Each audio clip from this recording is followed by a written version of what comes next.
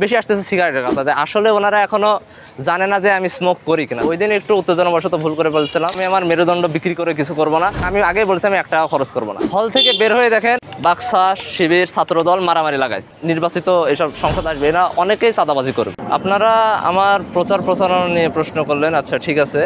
দেখেন, সবার আগে আমি একজন ছাত্র। আমি অবশ্যই আমার ক্লাস পরীক্ষা এগুলো সব ঠিক রেখে, পড়াশোনা ঠিক রেখে আমার নির্বাচনী প্রচারণা করব। আর আমার নির্বাচনী প্রচারণা এখানে অলরেডি হয়ে গেছে। এক প্রকার সবাই আমাকে চেনে, যার কাছে যায় তারা বলে আমাকে চেনে, ইশতেহারটা দেখছে। ফেসবুকে আমার যেগুলো ইন্টারভিউ আছে আমি সবগুলো দিয়ে রাখছি, সেগুলো খুঁজে খুঁজে বুঝুক যে আমি তাদের জন্য আসলে কি করতে চাই। গতকাল থেকে আমার ক্লাস শুরু হয়েছে, তো ক্লাস, অ্যাসাইনমেন্ট, টিউশন, গোসল, খাওয়া দাওয়া এগুলো সব রেখে প্রচারণা করা আমার জন্য একটু কষ্ট। অন্যরা কীভাবে এত টাইম পাইতেছে আমি বুঝি না, বাট আমার জন্য তো টাফ হয়ে যায় এগুলো। তাও আমি করতেছি নিজের কাছে, আর সবাইকে ডিস্টার্ব করছি। আমি বলে দিই যে আমি কীভাবে করতেছি আর কি করতেছি না। প্রথমত, আমি লাইব্রেরিতে বা রিডিং রুমে ঢুকে কাউকে ডিস্টার্ব করতেছি না, ওটা আমার শিক্ষার মধ্যে পড়ে না। যে লিফলেট আমি হুদায় কারো হাতে জোর করে ধরাই দিচ্ছে না, বা তাদেরকে তারা যদি কোনো আড্ডায় থাকে, নিজেদের আড্ডায় থাকে, যে ডিস্টার্ব করতেছে না। আমি লিফলেট তো বানাইনি।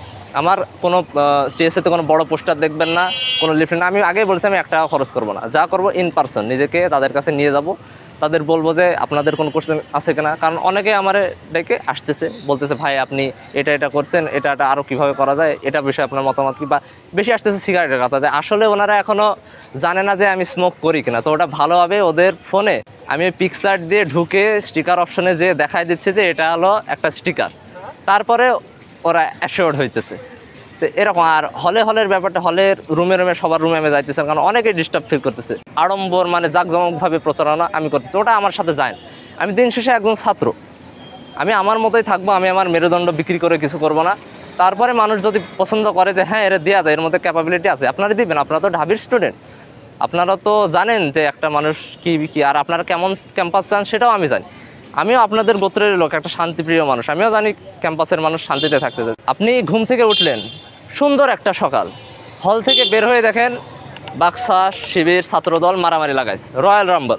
এটা তো কেউ চায় না। ক্যাম্পাসে বিশৃঙ্খলা তো কেউ চায় না। ক্যাম্পাসে আমার মতো যারা আছে শান্তিতে থাকতে চায়, এরা কোনো রাজনৈতিক ক্যাসালের মধ্যে নেই। রাজনীতি আন্দোলন যা করবেন আপনারা শাহবাগে যে করেন, আমাদের কথা এটাই। তো এই একটা কারণই তো যথেষ্ট। আর কি কারণ আছে? আরও আমি বলবো না আমি অত যোগ্য। আমি জাস্ট আমার কথাগুলো বললাম। এগুলো যেই নির্বাচিত হোক না কেন, সেই যেন ক্যাম্পাসের এসব সুষ্ঠু পরিবেশটা নিশ্চিত করে। এটাই যদি নিশ্চিত হয় তাই এটাই আমি জিতে গেলাম। আমার আর একবারে যে ভোটে জেতা লাগবে তেমন কোনো বিষয় না।